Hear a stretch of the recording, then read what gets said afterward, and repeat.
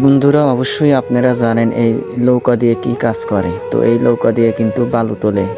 তো আমাদের এলাকাতে কিন্তু যমুনা নদীর ভিতর থেকে কিন্তু এর মাধ্যমে কিন্তু বালু নিয়ে এসে এই যে ঘাটে ঠেকানোর পর কিন্তু এখান থেকে বালু নেছে। তো বালু তোলার পরে এর মধ্যে কিন্তু এই নৌকাটা একদম তুলে যায়। এখন বালু কিন্তু এই মুহূর্তে কিন্তু বালু নেমে দিছে, নেমে দিয়াই কেবলই রানিং করলো। তো গাজীপুরে কিন্তু এভাবে অবৈধভাবে বালুখোররা কিন্তু প্রচুর পরিমাণে বালু তুলতেছে। তো নদীতে কিন্তু পানি বাড়তেছে, এদের বালু তোলার সংখ্যাও বেড়ে গেছে। তো বালু তোলার কারণে কিন্তু পার্শ্ববর্তী যে চরগুলো আছে সেগুলো চর কিন্তু ভাঙনের মুখে পড়ে যাইতেছে।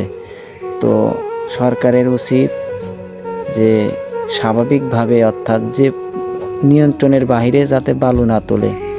তো পরিমাণ মতো যতটুক পর্যন্ত তুললে ক্ষতি হবে না ততটুক পরিমাণ পর্যন্ত তোলাটা কিন্তু সর্বোচ্চ জরুরি।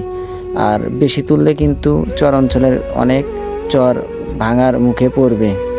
আমার এই ভিডিওটি আপনারা বেশি বেশি শেয়ার করে দিবেন, যাতে বাংলাদেশের মানুষ দেখতে পারে, বুঝতে পারে যে আমাদের এখানে কি পরিমাণ বালু তোলে।